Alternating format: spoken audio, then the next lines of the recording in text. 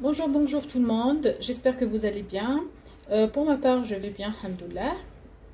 Aujourd'hui, je viens vous présenter une recette typiquement indienne. Une recette que pour moi, j'aime beaucoup la manger. Comme on voit, c'est vrai que peut-être il y a beaucoup d'ingrédients, mais elle est très simple à réaliser, très facile. Il suffit de suivre les étapes. Alors aujourd'hui, je vais vous présenter le biryani au poulet. Vous avez déjà entendu sûrement le nom du biryani. Le biryani, c'est un riz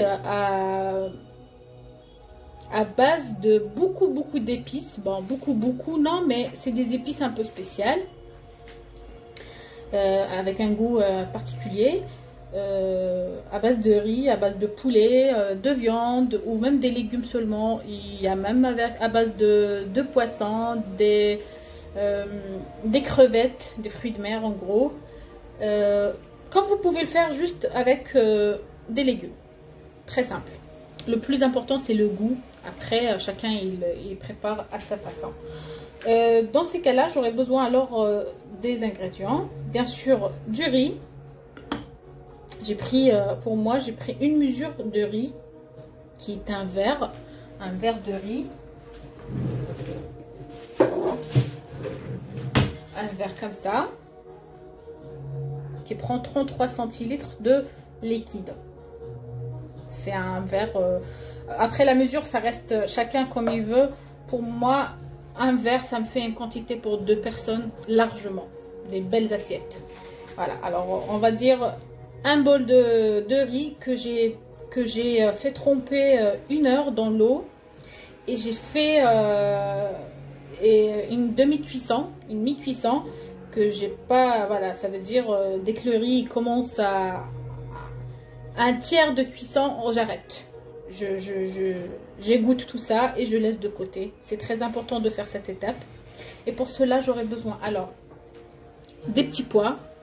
Vous pouvez utiliser à la place des carottes, comme vous pouvez utiliser des petits pois, des carottes, des choux-fleurs, beaucoup de choses que vous pouvez utiliser. Pour ma part, j'ai pris que des petits pois, des oignons, 2 oignons émincés comme ça, en lamelles, en petits lamelles comme ça. Voilà, 2 oignons, 2 belles oignons. Et pour cela, j'aurai besoin d'un pomme de terre. Une pomme de terre moyenne, découpée en petits dés. Vous pouvez la découper juste en 4. Moi, je préfère comme ça. C'est très bon comme ça. Alors, du poulet, des morceaux de poulet. Comme vous pouvez utiliser le poulet entier, ce qui veut dire des cuisses, des ailes de poulet. Comme vous pouvez utiliser juste le blanc, mais en gros morceaux, vous pouvez, comme vous voulez de toute façon. Ça, c'est facultatif. Comme je vous ai dit, vous pouvez le faire sans ou avec viande ou poulet, ou comme vous voulez.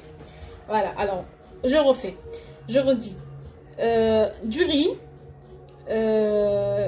pré-cuit, à moitié cuisson, des petits pois. Là, j'ai 2 grosses gousses d'ail écrasées, râpées, avec 20 grammes, on va dire, de gingembre moulu aussi, du gingembre frais que j'ai écrasé aussi, de la tomate, de la purée de tomate, pas de la tomate concentrée, de la purée de tomate, une tomate fraîche, vous l'écrasez comme vous voulez, 2 gros oignons en lamelles, des piments, c'est facultatif, ça, moi j'aime bien le piquant. En général, nous, à la maison, on aime bien le piquant. C'est facultatif. 1 piment, 2 piments, sans rien, c'est facultatif. Du poulet, comme je vous ai dit, en petits dés. Moi, c'est ce que j'avais chez moi, du coup, c'est ce que je vais utiliser. Une pomme de terre coupée en petits dés. Et pour cela, j'aurai besoin de la coriandre et de la menthe fraîche. Et des noix de cajou avec des raisins secs. C'est dans le vrai biryani, on met toujours ça, surtout les raisins. Franchement, c'est toujours dedans. Mais vous n'avez pas, c'est pas méchant. On peut mettre de côté. Du beurre clarifié. Du beurre clarifié pour un vrai biryani. C'est très important. Un vrai biryani, c'est très important. Du coup, du beurre clarifié. Vous n'avez pas du beurre clarifié, remplacez avec de l'huile ou du beurre très simple. Il n'y a pas de souci. Mais avec ça, ça donne un goût particulier. Alors, on passe au plus important qui est les épices du biryani. Les épices du biryani, vous pouvez facilement les faire à la maison. Comme vous pouvez les acheter si vous pouvez, si vous les trouvez accessibles. Pour moi, j'ai pris ici de la cannelle. On aura besoin de la cannelle, du cardamome. Du cardamome, pour ceux qui ne connaissent pas, voilà comment c'est. Des feuilles de laurier découpées en petits. Ça, c'est du gingembre séché. Il y était dans les épices indiennes. Et des clous de girofle. 2 à 3 clous, ça suffit. Ça, c'est pour un petit. Et là, j'ai pris les mêmes ingrédients. Bon, pas les mêmes. Un peu, il y a plus, il y a du curry dedans, il y a du sel. En biryani, je vais vous montrer comment je les ai achetés. Moi, je les ai achetés toutes prêtes. Voilà, c'est une boîte de biryani. C'est des épices pour les biryani. Je vais vous dire ce qu'il y a dedans. Alors, il y a du sel, de piment rouge, de la coriandre, du curcuma, des prunes sèches. Voilà, des prunes. Et avec coque dure, bien sûr. Du poivre noir, poudre de paprika, poudre de cumin grillé, cardamome et ail séché. 4% de gingembre séché et 4% de cannelle. Voilà. Alors, il y a du gingembre dedans, il y a de la cannelle. Voilà. Comme je vous ai dit, c'est un plat qui adore les épices. Du coup, c'est comme ça. Alors, on a de la cannelle, des clous de girofle, des feuilles de laurier et du safran. Et voilà.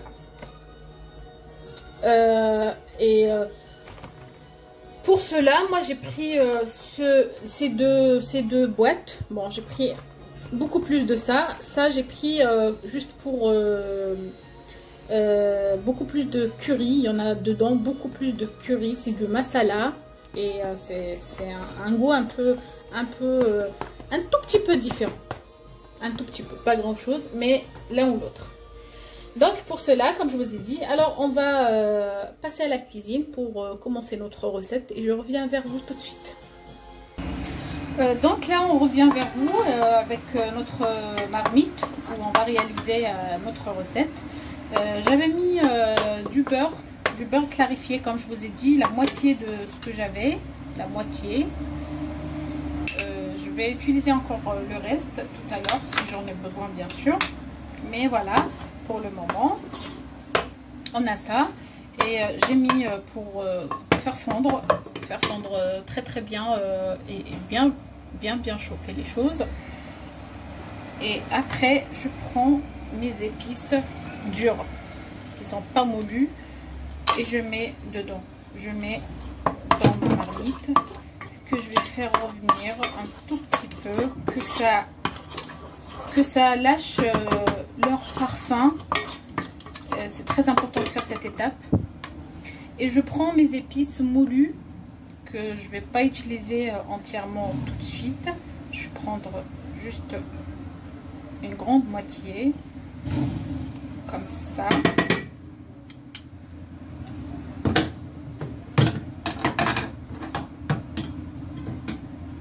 Voilà. Je vais faire chauffer. Déjà rien qu'en mettant ça sur le feu, ça sent trop bon.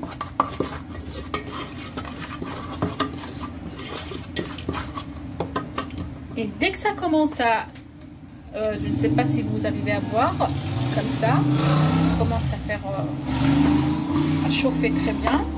Je prends mes oignons. Désolée pour le bruit juste derrière. C'est ma fenêtre ouverte dans la cuisine. Comme on est au bord de la route, il y a toujours les voitures qui passent. Alors il y a toujours du bruit ici. Donc voilà, je fais revenir mes oignons très bien. Pour les faire très bien revenir. baisser le feu bien sûr, parce que sinon ça va brûler les oignons et ça ne sert à rien. Et nous on n'a pas besoin de les brûler tout de suite. Non, on va pas les brûler, mais bon, on va quand même les dorer un peu. Et voilà.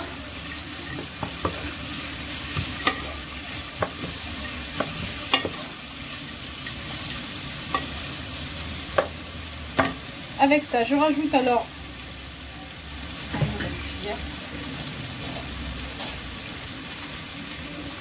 je prends l'ail, le tout et le gingembre, je prends la grande moitié, je laisse un peu pour tout à l'heure. Voilà, comme vous avez vu, j'ai laissé juste un tout petit peu de gingembre, j'aurai besoin tout à l'heure. Voilà. Et là, je rajoute mes petits pois. Les petits pois que j'avais au congélateur. Vous pouvez utiliser les petits pois fraîches, comme vous pouvez utiliser les petits pois en boîte, mais il n'y a pas mieux que les petits pois fraîches si vous en avez, bien sûr. On fait revenir le tout comme ça, très très bien. Voilà. Et là, on va rajouter notre poulet. Tout va en même temps parce que tout a besoin de prendre des épices qu'il y a dedans. Donc on a besoin juste de faire revenir très bien. Là je vais rajouter un peu de feu.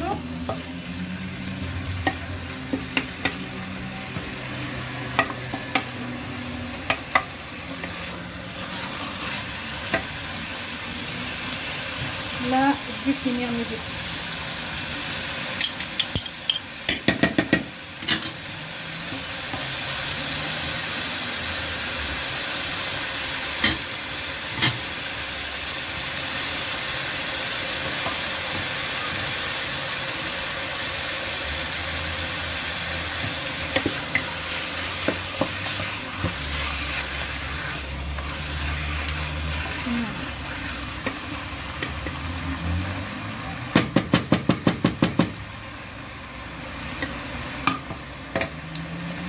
Pour cela, j'aurai besoin alors de rajouter ma tomate plutôt en purée.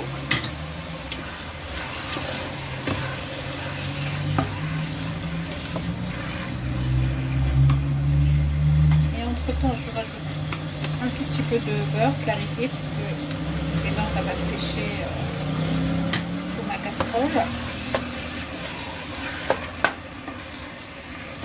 Je laisse revenir quelques minutes, je laisse tout ça mijoter et je reviens vers vous pour voir comment on va continuer notre recette.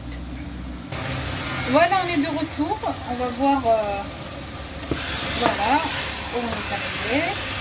Et voilà, on a fait revenir le tout. Là, je rajoute ma pomme de terre. Vous savez, la pomme de terre, elle est très facile à faire cuire, alors...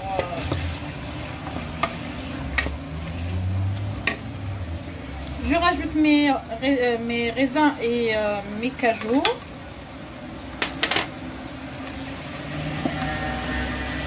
Le reste du gingembre.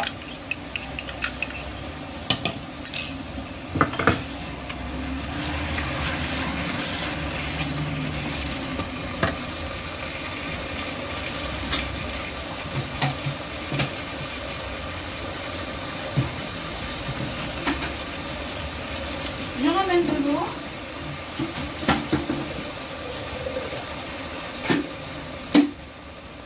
Et je couvre. Je couvre avec de l'eau.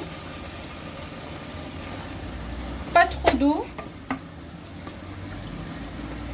Voilà.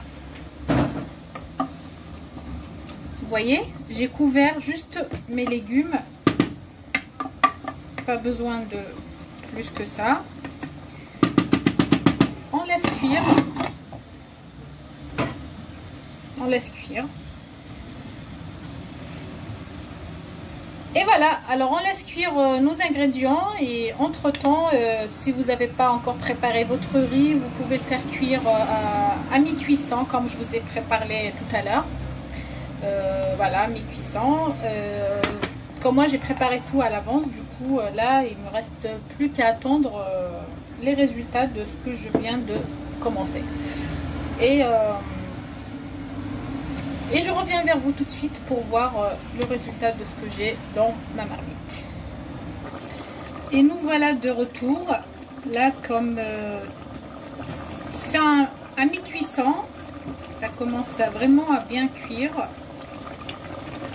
Voilà. Et pour cela, alors, on va commencer à mettre notre... Je mets mon piment.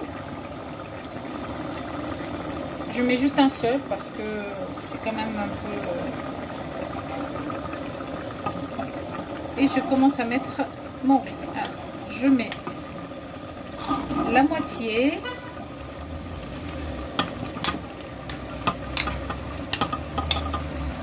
Comme ça.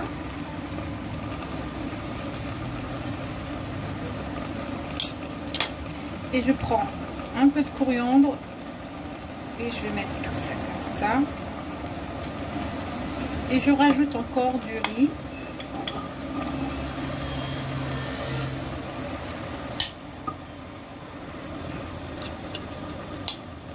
C'est normal parce qu'il n'est pas bien cuit. Du coup, il est... Voilà, je fais ça.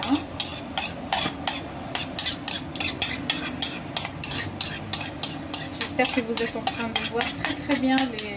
J'espère que vous voyez très bien la vidéo.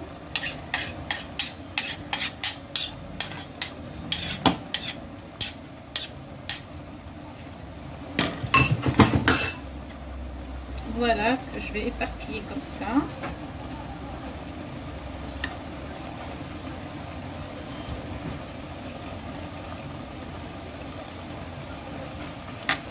Voilà. Je rajoute un peu de coriandre.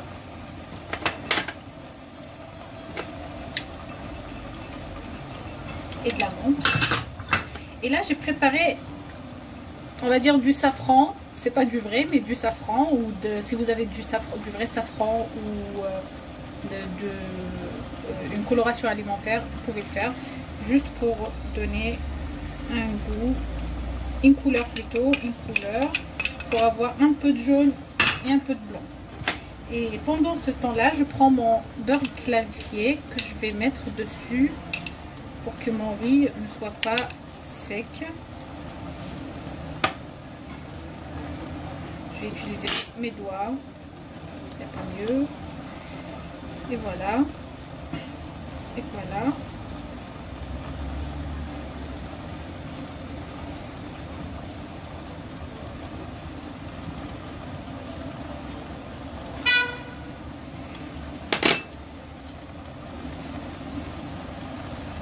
Et on n'a pas besoin de rajouter de l'eau. Ni de l'eau, ni de rien du tout.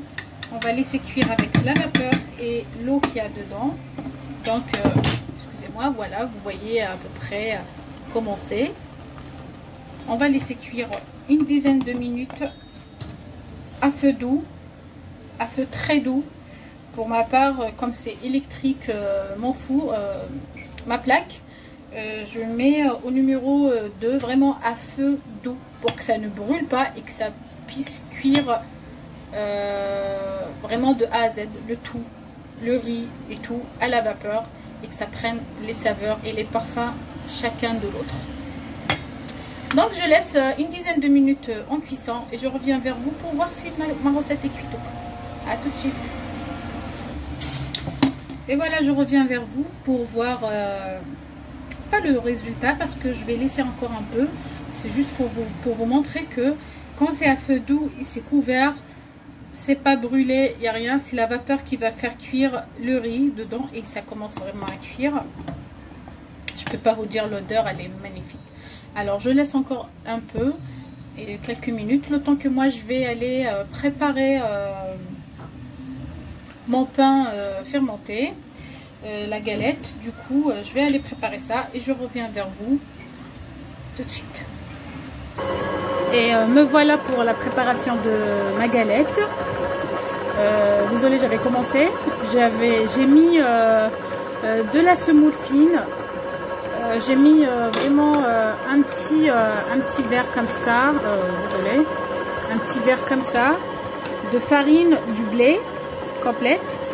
Et j'ai mis 2 cuillères à soupe de levure boulangère. Et j'ai mis une cuillère à café du sucre et une cuillère de sel. J'ai mis une cuillère comme ça, une cuillère à café un peu plus grande, à dessert on va dire, c'est une cuillère à dessert, de lait en poudre et la moitié de cette cuillère du vinaigre. Essayez avec le vinaigre, vous allez voir que ça donne un très très bon résultat. Et là je commence à mettre mon eau et je laisse pétrir.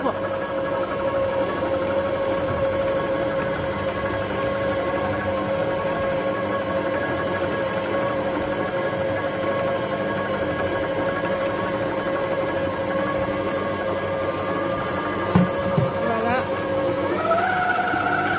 Désolée pour le bruit. Alors je vais faire pétrir ma pâte et je reviens vers vous pour vous dire voilà. Juste pour un petit point, en fait, j'avais oublié, moi j'adore mettre les grains de nigel dans mon pain. Ça donne un goût magnifique. Et surtout, c'est bon aussi pour la santé. Du coup, voilà, je laisse ma pâte se façonner et la pétrir. Et je reviens vers vous. Moi, j'utilise bien sûr de l'eau chaude, pour que ça fasse très vite. Tout simplement, c'est juste pour être rapide et finir, pour que ma pâte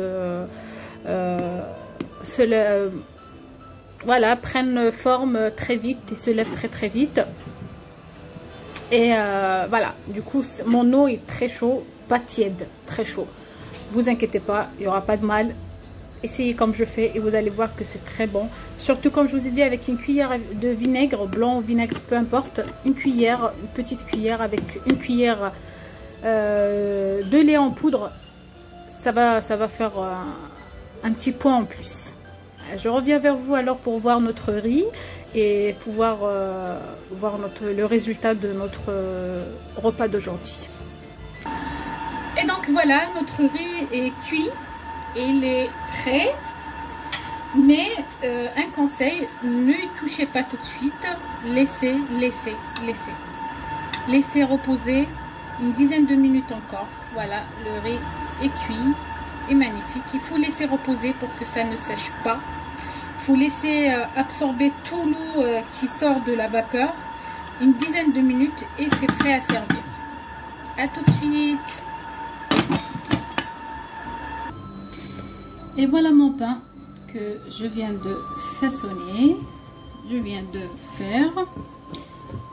Voilà, je vais le couvrir et laisser se reposer aussi pas longtemps car il fait chaud, c'est vite, c'est rapide. Je laisse bien couvert et je vais servir le riz et je vais préparer tout et je reviens vers vous pour vous présenter mon plat. Et voilà mon pain que j'essaye de faire cuire maintenant. Voilà, et je l'ai laissé reposer quelques minutes. Comme tout était rapide, je fais même le pain rapide. J'aurais pu laisser un peu plus, mais j'ai pas vraiment beaucoup de temps. Et c'est pour ça que je l'ai pris pour faire cuire directement. Mais il est très bien. Il prend bien le volume, il est tendre. Et puis voilà, je fais cuire ma galette normale. Je laisse cuire entièrement de l'autre côté du bas. Comme ça, je reste pas là à tourner. C'est pas bon de tourner, de trop tourner le pain. Par contre, j'ai oublié un petit détail que j'ai pas dit. Avant de mettre mon pain, j'avais badigeonné un peu ma plaque avec un tout petit peu de beurre, juste pour la dorure, juste pour la couleur.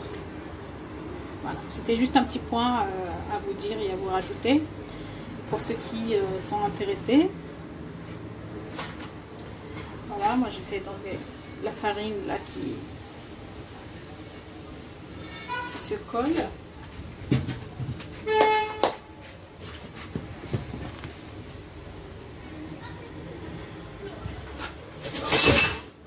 Pardon.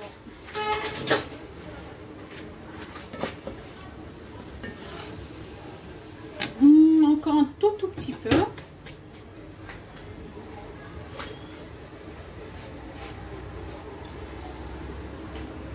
Donc voilà, nous aujourd'hui, il fait pas chaud, il fait pas vraiment chaud. Il y a encore du vent et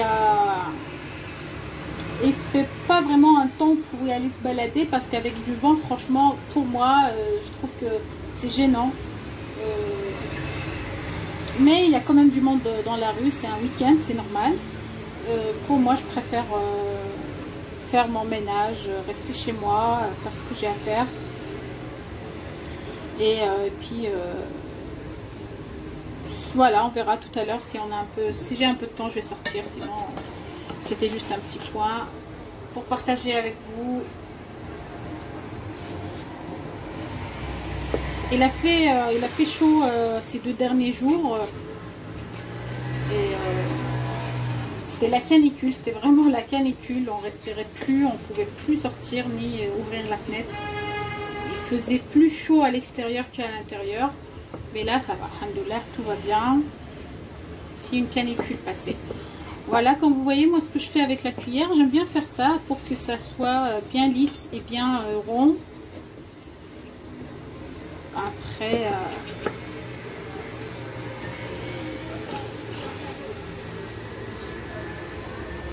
voilà, je vais tourner.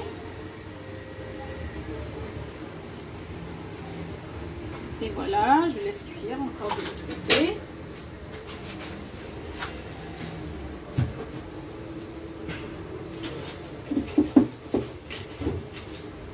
Je prends mon pinceau.